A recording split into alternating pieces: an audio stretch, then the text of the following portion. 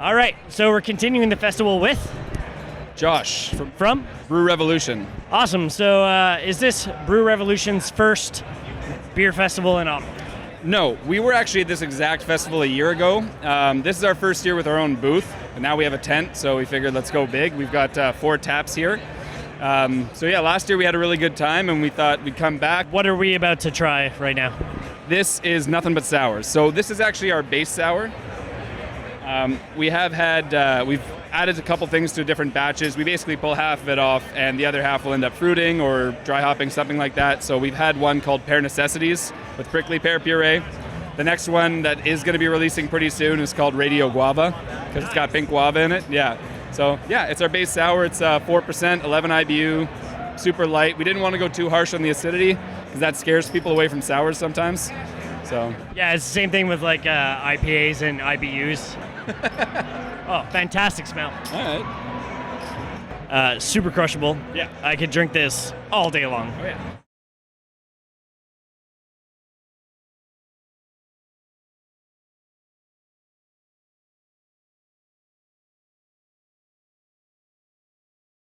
Ladies and gentlemen, welcome back to All Beer Inside. Today we are in the Stittsville area of Ontario, and joining me is Matt, Chris, and Wes from Brew Revolution. Thanks so much for Good morning. Thanks for hosting us today. It's very gracious of you, obviously taking time out of your clearly busy schedule to speak about your brand, your beers, and stuff like that. Starting with the beers, you brought me out some great beers to try. What's number one here? Number one is Walkin On Sunshine. It's kind of like our flagship beer. So it's a New England IPA, 6.2%, 6 IBU, nice and juicy, lots of hop flavor, low bitterness. Awesome. As we do. Cheers. A toast. Cheers.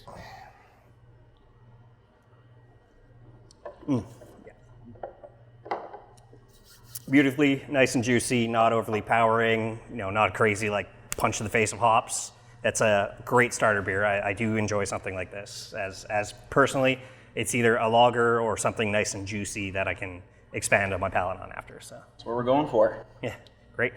So guys, what's the story? What brought you all together to create the Brew Revolution brand?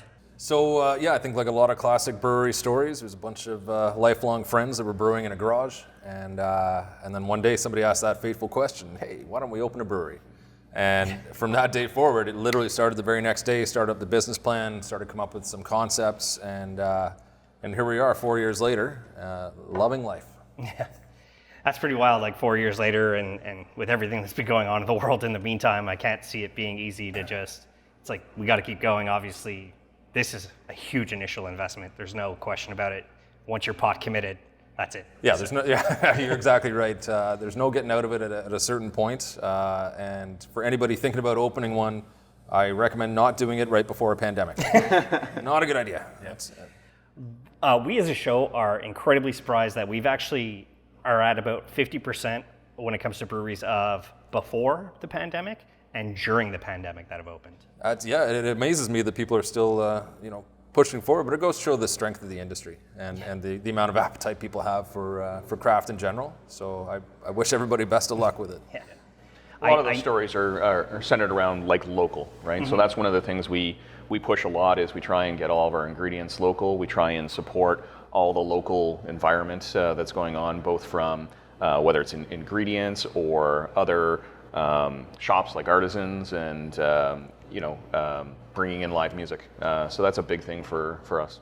Obviously, pandemic aside, what were some other kind of roadblocks and difficulties you guys ran into, first from garage concept to where you are now at this beautiful, I'm assuming former garage or some sort of thing with the garage doors in front of it? Surprisingly, former yoga studio. Yeah, and this was purpose built. And before that, it was a dollar store. In terms of roadblocks, honestly, I'm trying to think of where to begin. It'd be easier to say what wasn't a roadblock. Yeah, exactly. That might be a shorter list. Honestly, a big part of it was just, it was a huge learning curve, right? I have to say part of the fun at the beginning was doing a lot of research and doing a lot of what you guys do and visiting different breweries. And I have to say that the breweries that we visited and to this day, they are the most open, welcoming bunch of people ever, unlike any other industry I've ever been in. Roadblock-wise was just learning how it was going to work, trying to come up with the correct concept, the correct timing, finding a location. We did a lot of scouting. And then we ended up in Stittsville, and we couldn't be happier with that. Licensing was a big issue. Just working with the landlord in the city and all that kind of stuff, trying to get permits. There's a lot to it, and maybe people don't realize just what goes into a brewery, but it's a very big, complicated business. So luckily, we smoothed out those roadblocks and made it happen. I am finding a lot of Quebec and Ontario are just brewery, and then not even 3 months later, another 2, and then somewhere else, another 2, and it's wild that you guys keep going, more are opening. It seems like friendly competition. It's like that's a perfect way to put it. Yeah, we want you to succeed, but we want to succeed as well. Yeah, because I think a lot of us look at it as it's us versus them being macro breweries, right? So the us is the craft, the smaller, the local. We're all kind of in it together. Sure, there's a little bit of friendly competition, as you say, but we're very helpful to each other as well. It continues to amaze me. Yeah, there's never a time that we can't call up another brewery and say, hey, we got a question, or we're short a bag of this, and they'll be like, nah, no problem, we've got that, we got you covered. Same thing back and forth with us. There's always that camaraderie and that understanding that we're going to need a favor, or we're going to have a question, and yeah, it's a great warming kind of community. Yeah, we've heard that from a few places where it's like, oh, dude, I'm short a bag of crystal malts. Oh, here you go, but I'm also short these hops. Oh, here you go. So switch. It's just a quick little exchange, and obviously you clearly, as you mentioned, try all these other breweries, see what my concept is, and I'm sure you still visit breweries on top of that, so there's no question of like, I love my beer, but I also love beer in general. So. Exactly. Yeah, that's awesome. Brew Revolution, what made you guys decide that as a brand name? So, again, at the beginning, at the outset, we were trying to come up with some concepts. One of the hardest parts we found was we would come up with a great name, a great idea, and then we'd do a search. And because there are already hundreds of breweries, something was already taken or what have you. So in terms of the logo, if we can see it, there, actually I'll show it right there. Yeah. So that interior piece doesn't have an official name, but anybody that's of a certain age would recognize it, that it was the insert that went into a 45 record back in the day. So the 45 records would have a bigger space for some odd reason. You'd have to have these inserts. So they're sometimes called spindles or spiders. Doohickeys. Yeah, whatever they might be. So the crazy part was I had been rolling around for 5 years previous to this idea with that on the back of my Jeep. And we were throwing around ideas, and finally our other partner, Greg, said, hey, what about that thing on the back? Yeah. I was like, oh my God. And it literally from that point forward, everything kind of spawned. We came up with the music concept, and then that's where Revolution came from, just the notion of, it. And that, from that day forward, we were like, Brew Revolution. That sounds good. And you notice that the flights it's a record, right? And your flights come on a record. Yeah, I know there's you guys, and in Cambridge there's Rhythm and Brews. Yes. We've done some work with those guys. We love them. We love their ethos and their concept as well. Brothers in arms. Yeah, that's what I like having. My sister lives in the Waterloo region, so it's whenever I visit her, it's like, oh, nice to see you. I'm going to visit the breweries. Yeah. So, I love you, and I'll see you for supper, but I'm going to drink. So. Priorities. Exactly, priorities. Awesome. So what's beer number 2 I'm going to be trying here? Beer number 2 is LOLA. So it is our Oslo lager. It's kind of in the style of a Pilsner, but it's a pseudo Pilsner. We used Kvike to make this one. It's Escarpment Labs crispy yeast. So it's a really quick turnaround, but it makes a beautiful, tasty lager beer. Awesome. As we do, gentlemen, a toast. Beer toast. Nice clean Pilsner. Just a little bit of bitter kick. Yeah. So you're going to notice a theme there that went along with the Brew Revolution. So we've had 2 beers you've tried that are a play on names from songs. Well, I noticed that coming into all your fermenting tanks have a musician on them, which is super cool. So it's very clear you guys are heavily music focused. So. And we always have been. That came naturally. Even though it came about as part of that symbol conversation, we're lifelong music fans, and that's why we have a huge live music component in here. We support a lot of local bands, and we can't wait to do more of that in the future. Soon. Knock on wood. Soon. No, we've it's coming in Canada. We've obviously seen it in America, but things are reopening, so we need to stay on this path. Don't say that too loud. Yeah, in case they change their minds, but yes. I mean, when we were going, it's the show just started. We're done. We started literally November 2019, end of November, and then March is, you guys have to stop. No. what we wanted to do, we want to speak to influencers. I'm sure you get guys like, I believe she's got One Hot Biatch. She probably comes by every once in a while. There's so many. Buck Brewski, he works at Broadhead. I'm sure he comes by for beers and stuff like that. Chris. So yeah, we have wonderful people that come by and shout us out online, which we always appreciate. Yeah, that's what it's the huge component is. You wouldn't think influencers would have this kind of pull, and then somebody comes and this is one of the best beers I've had, and that goes to their 10 friends, and those 10 friends go out. It's the new world order, right? Yeah. This is marketing in the new age.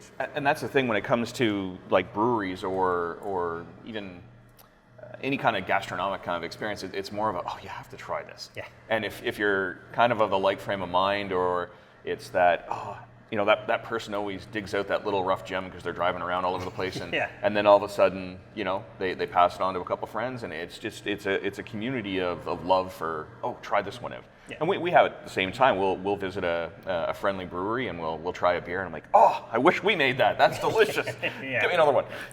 That's the friendly competition side. Yeah. Now, Cashmere to me is very clear because I'm a Led Zeppelin fan, but the naming convention of your beers and your labeling. Who came up with that concept? It was collaborative, and it continues to be to this day, and that's kind of the fun of this place. Whether we're naming a beer or even our in-house food, we try and come up with fun concepts, fun names. But yeah, I think at the very beginning, we were sort of sitting around and talking about, well, what's this going to look like, and what is our theme going to be? And we didn't necessarily come out and say, you know what, we're going to make puns. It just sort of spun out of nowhere. And it ended up being fun. And then when you're describing the beers to people, and like you said, Cashmere, it's a bit of a play on words, because yes, there's a Zeppelin song for sure, but it's also a nice, smooth, tasting beer. The texture is a lot like Cashmere, and so everything just fits together nicely. And your labeling, your designs, who kind of, do you have a graphic designer who comes in and helps you guys out? Yeah, we do. So a lot of our in-house labels are done actually by the brewers, Josh and Wes. So they work on that kind of thing. And then, yeah, we do work with outside designers, and we're going to continue to do that. What we'd love to find, and if anybody listening to this podcast wants to reach out, we would love to find a local artist that wants to get their work out there, that wants to come in and chat with us. We'll have a beer, talk about a concept, and throw together some ideas. I think that's where we want to go next. And that's the difficult part, is getting that concept of how do you explain what this place is? Mm-hmm. How do you explain the music experience of where the name of that beer is coming from? It's almost like put on some headphones and don't stop listening to the song and repeat until you figure out what it's about, kind of thing, and then taste the beer. And you want to. Visualization of labels is the toughest thing. One thing that we will always hold on to is obviously the 45 spinner. That's us. That's our identifier. But it's kind of free reign for the rest as we move down the path. Mm-hmm. Well, it's very clear. You have gourd, obviously beautifully drawn up there. Looking down on us. Yeah, looking down on everyone. For the Americans who don't know, Gord Downey, great Canadian artist. Unfortunately, passed away from brain cancer, but every single Canadian watched this man perform his last concert in Kingston. So it's very clear you guys are very art focused. It's all over the place. I believe that's Beastie Boys over there too. That's right. Catching. Yep. Done by a local artist. Yeah. So Morgan. I'm sure I've seen it at other breweries too, but more specifically a bar downtown Montreal where they'll allow artists to hang their works and sell it there. And we have some of that actually. Few extra little pieces. Well, we have the artisan piece there, and then we've got a few other pieces that have been put up by local artists that have a little label on it for sale. I mean, even your bathroom, you have all your beer labels. You have people slapping up stickers and stuff. It's very clear that you want the community to focus on art. It's this organic kind of feel that we want this place to grow, as time goes on, and we're learning at the same time as everybody else. Mm-hmm. So yeah, that's going to continue. And that interaction is key. Hard to see when you're looking at us here, but the actual brewery tap wall is covered in records. Yeah. And anyone can come in at any time. As long as the band's not playing, they can say, hey, I want to listen to that record. We'll pop it off the wall and we'll play it. Now you also do food here, which is great, because the first time I actually visited the physical location, lobster mac and cheese. Yeah. Oh my dear Lord. Fantastic. Yet another one that kind of came out of nowhere. That one was, we were just trying different things out, because we handle food the same way that we handle the beer. Let's try different things. Let's try and make it exciting. The lobster mac and cheese in 2021 became just this epic kind of success where we couldn't keep up. We literally could not make enough of it, and that's when everybody was ordering takeout and everybody was depressed.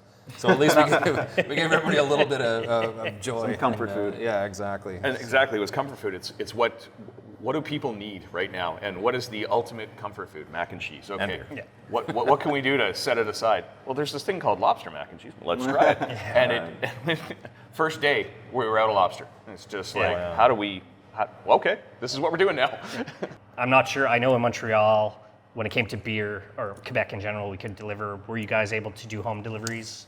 Yeah, the rules change really quickly, and I do give the government credit for that. They open things up, and I don't see it going backwards. But we had to learn that business really quickly, and it was a testament to our team that March 16th, 2020, I'll never forget that day. That's when we first locked down. Within a day, we had increased our capacity for home delivery, and within 2 weeks, we were delivering food.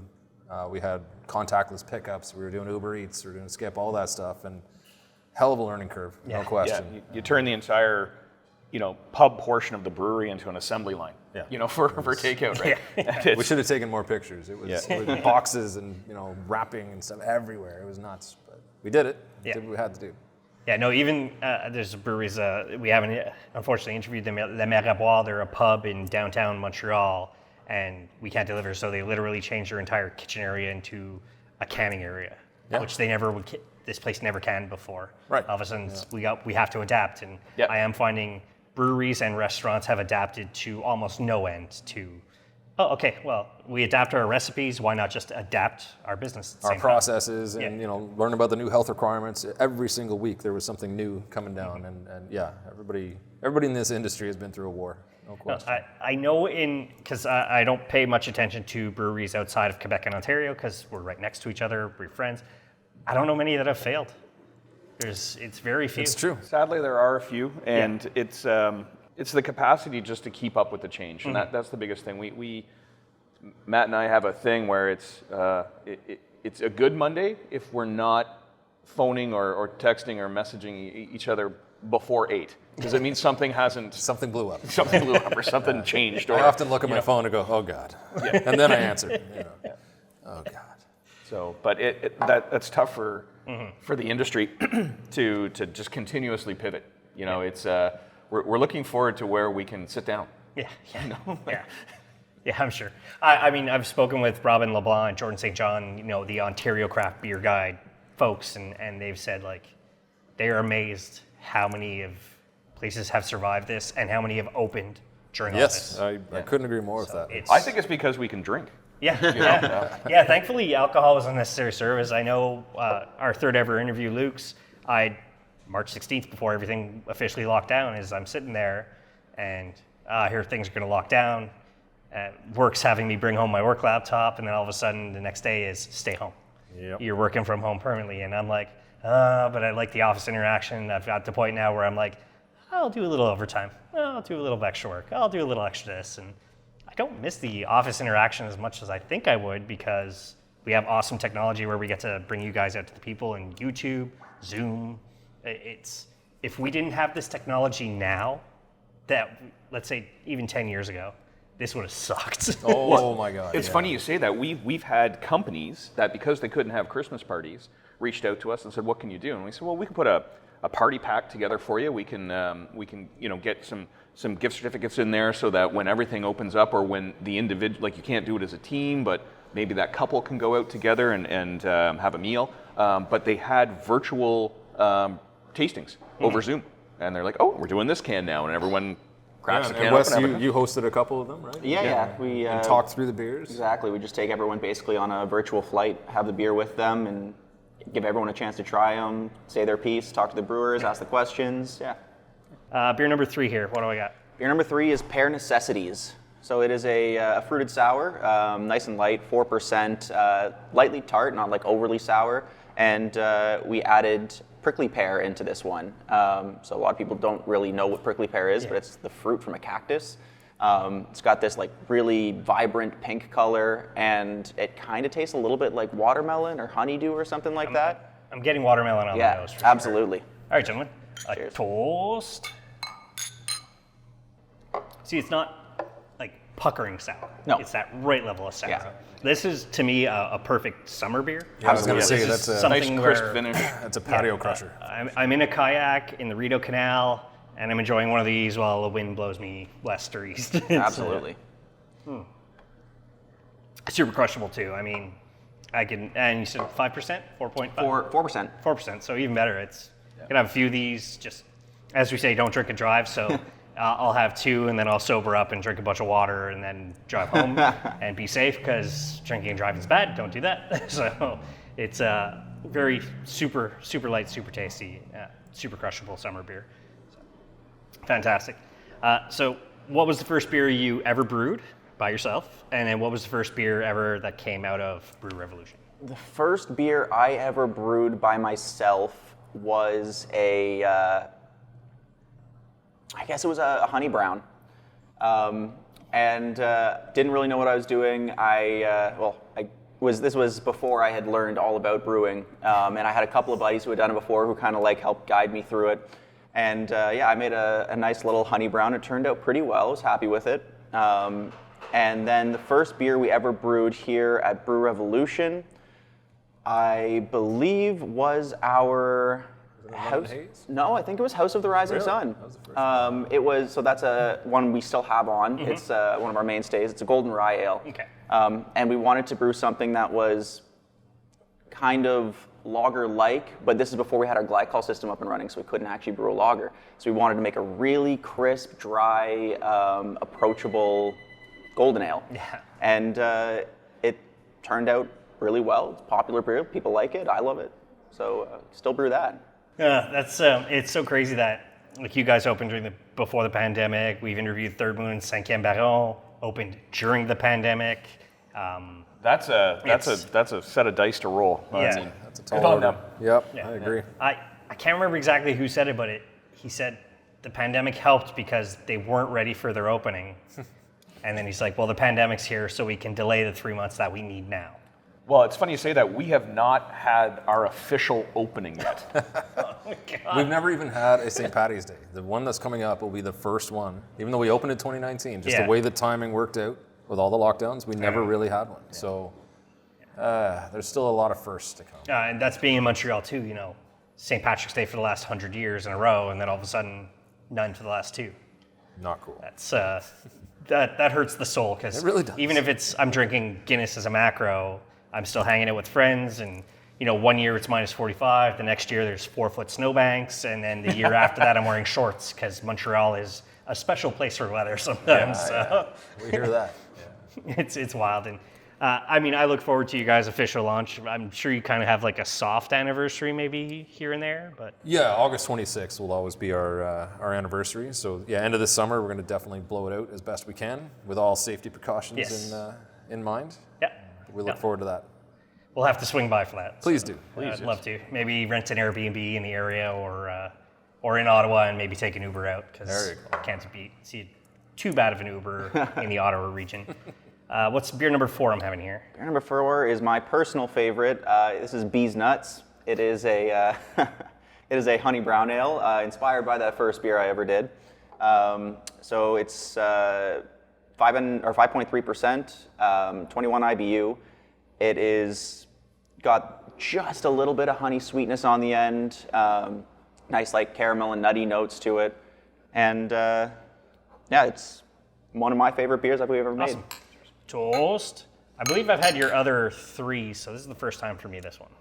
And this one's a little nod to Dr. Dre's Chronic as well. Speaking of that, what did you guys think of?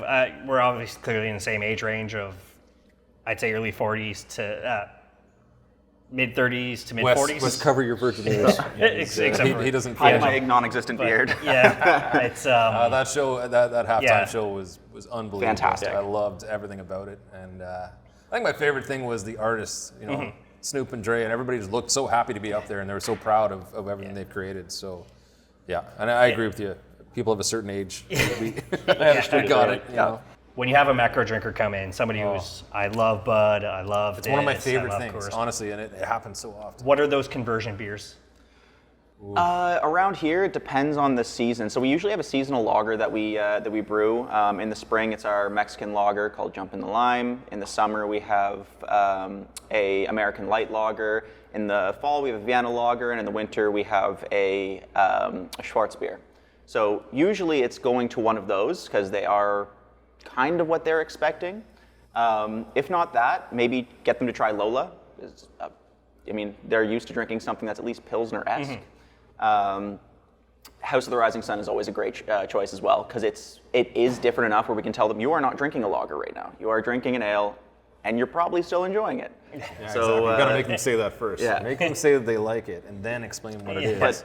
But if I'm in and I'm talking to a customer, I like to kind of diagnose, like they might say, yeah, I like Stella, or I like Bud Light, or whatever. But I like to talk to them about what flavors they enjoy, and then bring them beers that might correspond with that. Like the amount of people that come in and say, like, I like Stella, and then I'm like, okay, well, ask them a few questions. Here's Pear Necessities, completely different than any beer they've ever had before. It doesn't even remotely resemble that. They love it. Yeah. It's fun to get to diagnose an individual person and get them a new beer that they might enjoy. And that's a great thing about a tap room, right? Is we've got the flights. You can try things out. Yeah, you're not going to commit. You don't have to commit to something and say, I don't like it. It's like you got lots of opportunities to sit and sample. And that was probably the biggest part with the pandemic, is you lose that little piece. I will say, we can never help anyone when they ask for a Coors Light. We just point to the tap water and say, here's a glass of water. Yeah. There's an LCBO right over there. I'm sure they have it. Yes. But it is honestly one of my favorite things. Somebody comes in and says that, and I'm like, and you know, it's a group of guys, and one of them says, I don't like craft beer, and I'm like, yeah, here we go. And then you bring them a flight, and you do exactly what Wes said. You talk them through it, and invariably by the end they're like, well, all right, that one was okay. And they order a pint, and all of a sudden you got one. You know, I want to mark it on the wall like we converted another one. Yeah. There we go. Big chalk wall. That's right. I was one of those guys at one point where I'm like, Coors Light for life. I was And Keith's over and over. I had a local strawberry blonde. I'm like, whoa, what's this? And where I was working in the Quebec's World Beer Festivals there, I'm like, hey, what's this in Montreal? Whoa, beer has flavor. Yeah, there's a whole new world that expanded. The brain just, the fireworks started happening in my brain, and I'm like, I can't drink crappy beer anymore. And I think one of the biggest things that hurt my soul from a beer and music was when Blues Fest no longer had Mill Street. And then they moved to a macro, and it was, no, I want to listen to music and drink, a beer, not that. But yeah, it's you get people converted over, and it's a special little happy. Now, obviously, clearly, pandemic's been a bit of a problem, but have you collabed with anybody when it comes to either making a beer, or would you like to go somewhere and collab and make a beer? Let's say, unfortunately, Waller Street's gone, but somewhere Evergreen Craft or Flora Hall, like what are some local breweries that you guys would love to work with and make a collab beer with? Well, we just did a collaboration with Castle Brewing. We did a dry hopped amber and a dark saison. We went over there and brewed the dark saison. They came over here and we brewed the dry hopped amber, which are both going to be dropping within the next week or so. So there's a couple of new beers to try, we love the guys over there. We have a great time with them. But both myself and Josh, the other brewer, we went to Niagara College for their Brewmasters program. And in doing that, we have friends all over Ontario that are working for other breweries. So like really any of the guys and girls that we went to school with would be great to do collaborations with. Locally, I mean, we're pretty close with Evergreen, so that's always a great one to do a collab with. Basically anyone we're open to. Nita Brewing. Nita was a huge part of when we started, and we'll always work with them. Kitchissippi, Weatherhead out of Perth. They opened around the same time as us. We did some work with them early on. Flora, we dealt with those guys. The list is endless. Took to Brew. Yeah, did some great work with those guys. So anybody again listening that wants to do a collab, reach out. Let's do this. Let's have some fun. We got a cool little party gal system you can try out with us. Pretty much half the guys you mentioned too, we've actually had the privilege to interview here. They're all great people. Paul at Kitchissippi was a great human being to deal with. I mean, it's fantastic that you guys are working local, and that's one of my other things is Somebody comes here, tries all your fantastic beers, eats some food, but they're like, I need some more beer to settle on top of the food. Friends in the area to try. Yeah. I mean, if I was to suggest people like checking out anywhere like really close by, there's only a few breweries that are really close to us, like Evergreen being one of them. Covered Bridge is really close by too. Yep. Local Stittsville. Yeah. And then Conspiracy Theory just opened up down the road as well. Yeah, they're in Bell's Corners, pretty close by. I mean, I got some other favorites personally, like Whitewater out in Cobden. They're amazing. They do great work. Yeah, I mentioned Flora. I always like heading out that direction any chance I get. Which one? Ridge Rock and Carp. Yeah. Yeah, I mean, the location. We're actually, I mean, we have an embarrassing number of breweries in Ottawa. I think we're over 45 now, somewhere in that range, which is just amazing as a craft brew fan. And that's what I think all of us are before we happen to work at a brewery. We're all craft beer fans. And it's great to find those new places. What's beer number 5 I'm doing here? Beer number 5 is a nice little treat. It's called Lil Bit Stronger Now. So it's an imperial stout, about 9.2%. We aged this one for about a year and a half. It was aged on cocoa nibs, and it's just sweet and fudgy and delicious. Awesome. Cheers. A toast. You said 9.2? Yep. Nah, no. So this is one of the unique things that Wes and Josh pull off is they have these high alcohol percentage beers that drink way too smooth, and we have to warn patrons. We're going to start you off with one. And you got to slow it down. You got to slow it down. Yeah. I think it comes to having two brewers. We just balance each other out, where one of us might go a little too far in one direction, the other hones it back in, and then you get a beer that is just dangerously drinkable. That this show literally started as us getting together and just doing a beer tasting, and then since we're guys being complete a-holes to each other, Normal. is that it would be like, yo, here's this 12% stout. Yeah. And it's like, I could chug this. I'm like, don't. Yeah. Shouldn't. We need to get through the podcast. Yeah. It's wild. Like yourself, I mean, you said 9.2. It tastes like a 4% beer to me. Same thing, the Nickelbrook the Bastard series, like the stuff they pull out, and I'm just, it doesn't taste like 12% beers. And that's, the bad part is, I'll be like, I'll have one, I'm drunk, time to sleep in my chair. Yeah. I call those ninja beers. They sneak up and kick you. Yeah. So it's fantastic, and just burning, you're not getting an ethanol taste or anything like that. Like there's some an old art to school that. high percent beers like Faxe or whatever it is, you taste the 12%. Yeah. It's not comfortable. It's a really good scotch. Like you're not tasting a 40% alcohol. You're tasting something that's delicious, leathery, a little bit of vanilla. And over time, it just warms you up a little bit. Yeah, exactly. So, awesome. I like to ask this now, obviously, clearly when it's safer to travel and you have time, because owning a brewery, you probably don't have that much time. Beercation, either individually, if you want to answer, or all together, that you'd like to go on that you haven't been on. I can hop on a plane. I don't have to wear a mask for 6-8 hours on a plane. That beercation that you guys like to take. Oktoberfest. Absolutely.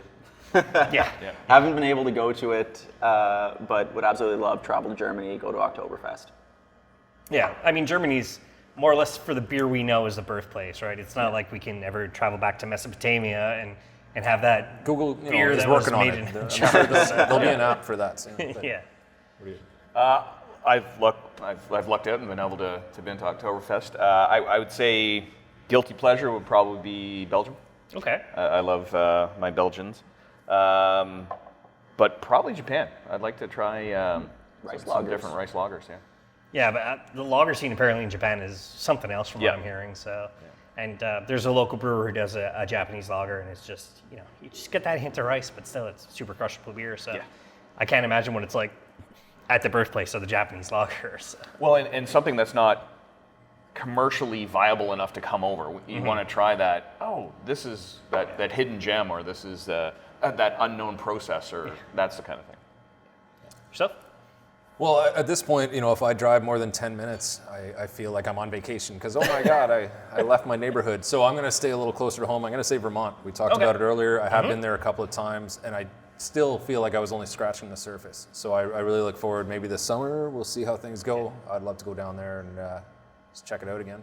Yeah, I've said it time and time again, from literally Thunder Bay to the Maritimes and kind of add the U.S. So you get Michigan, Vermont, and all these. We are very spoiled for beer. Yep. It's to the point. Sorry, I was going to say it's to the point now where anytime I visit somewhere, if I type the letter B on my phone, it comes up with brewery near me, because that's the very first thing I do. Anywhere I go, I'm like, brewing. All right, let's go. That's the best way to, in my mind, find a new town. You go find the flavors that are happening, and I can't wait to do it again.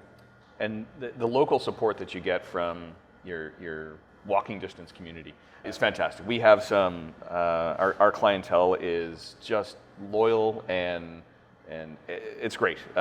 They've been fantastic through the pandemic, but when we open, it's like, I'm in Cheers. We know their name. Everyone just wants to sit down. They've got their stool or they've got their table, and they just, I'm home. And they don't even have to ask for their beer. It's the one they want, and they just sit there and the smile on their face. And that's one of the biggest challenges I think we've had is with all the lockdowns and reopenings is just, Yeah. And the unfortunate reality is you guys seem very much like myself, is the lockdowns completely suck, but they are necessary to not overload our hospital systems. Yes. And we are trying to care for each other at the same time.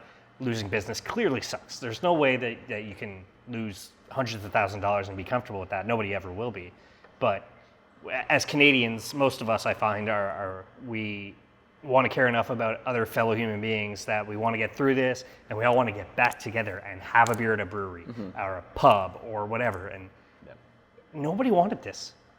No, and I never wish it on any small business or a new business venture, but we did learn a lot, and we're still here. We're stronger than we were when we walked into this, and we know a lot more about our business than we probably would have been able to get in that short history. Yeah.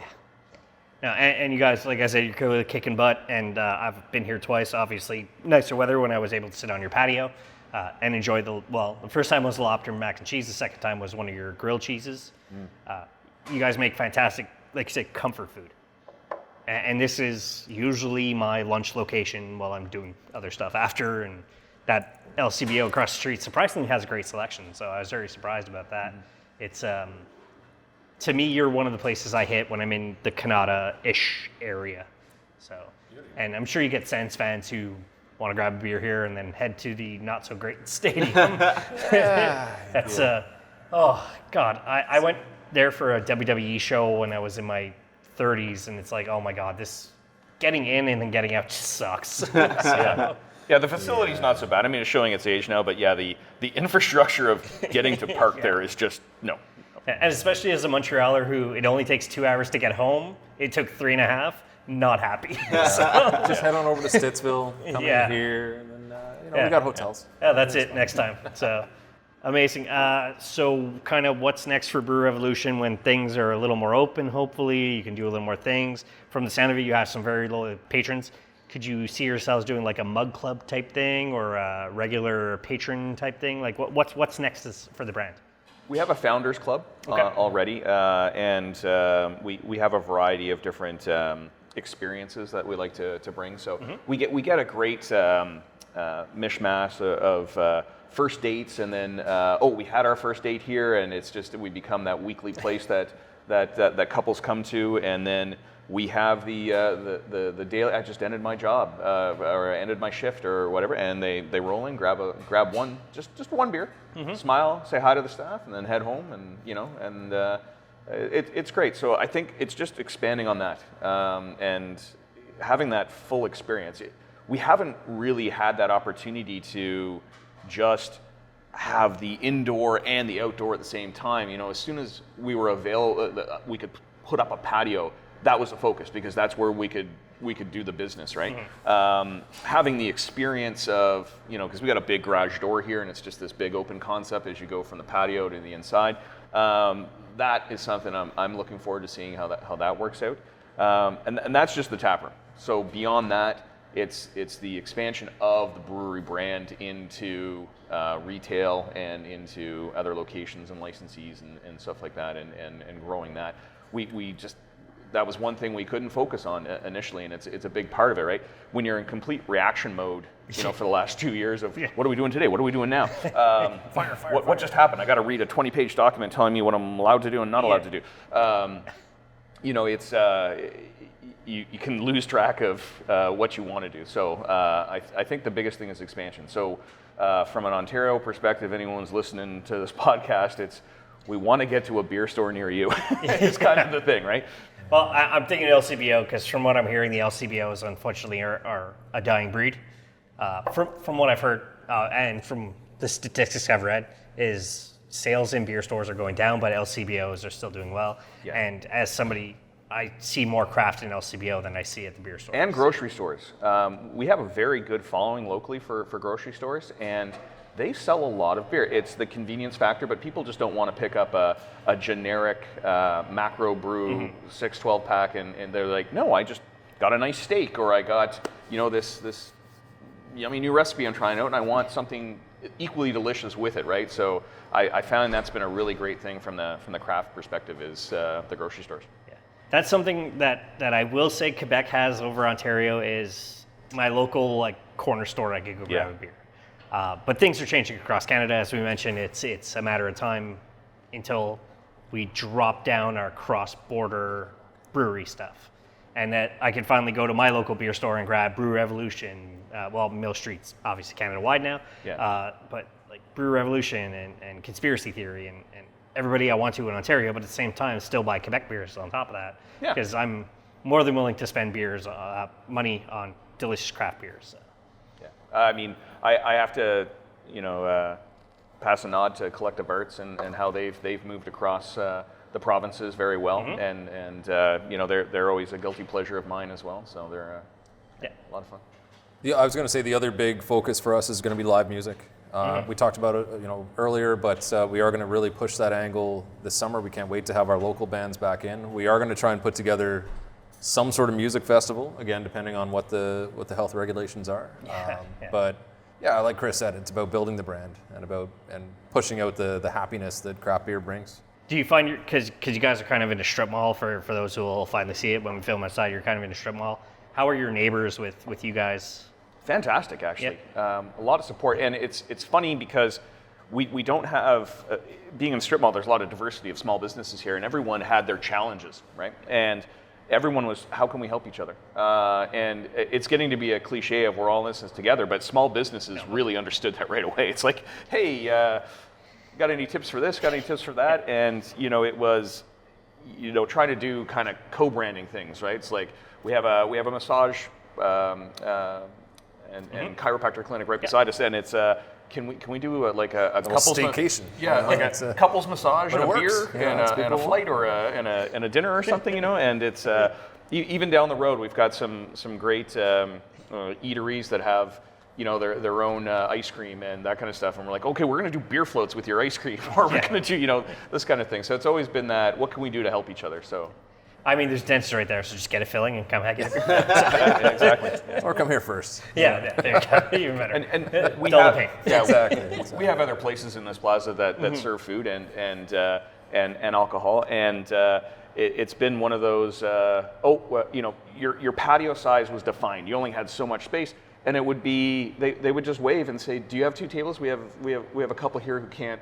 We can't seat, but we're happy to send them to you, and vice versa to them." So there was never this competition. It was always, okay, let's get through this together kind of thing, right? I do find as Canadians we did our best to get together for this, and that's the most important part is I do what I can. I come here, I spend $30, and then I go to another local brewery, I spend another $30. In my mind, at least I'm trying to do something to keep you guys going, and I know it's not easy, but we tried to stay together, and that's, in my mind, the most important part. So. Yeah, and one point there, and I hope people really understand this, is that small business, forget breweries, but just small business in general, this is not going to just end. Once the pandemic is finished, or once whatever things open up, there's going to be a ripple effect for 2, 3, 5 years, and people have to remember that, and I hope the politicians remember it, because you can't just stop the support system.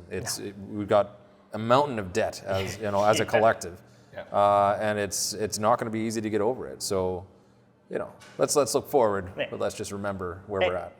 And as humanity in general, we should get along. It's the way I see it. Beer is good for that. Yeah. Alcohol in general, I love my Canadian craft beer, but I also love a real Scotch from Scotland. So that's me. That's why I was out this way. Is I was buying $100 bottle of Scotch. It's called Bunnahabhain, which is like very specific islands in the Ilays, and you had 3 bottles here, and then the next closest bottle was Belleville. See, it's so interesting because when we first found this location, I was against the fact that we were near an LCBO. And then I all of a sudden had an about face one day and I thought, no, you know what? For that exact reason. The person going in there and coming out the door is, already an alcohol lover or of some sort, and they might see our sign and think, oh, I'm going to go there. And so it's worked out really nicely. It's a good partnership. It's great. Guys, awesome. Thank you very, very much for hosting us both today. I appreciate anybody who's willing to speak with us. Let my people know where they can find you. So we're in the west end of Ottawa in Stittsville, and we're at 6081 Hazeldean Road. If you're driving around and you can't find us, there's an LCBO and a giant tiger. Brewrevolution.ca is our website. We're all over Instagram and Facebook. We're hard to miss. At BrewRevOdd. That's it. Awesome. So we're going to add all that in the show notes, including the address. So if you're ever in the roughly Ottawa region, definitely come check these guys out. They're fantastic. Food and beer. This is one of your places to hit, 100% for sure. allbeerinside.com is the website, at allbeerinside on all social media. And as I said in the end of all episodes, drink craft, not crap.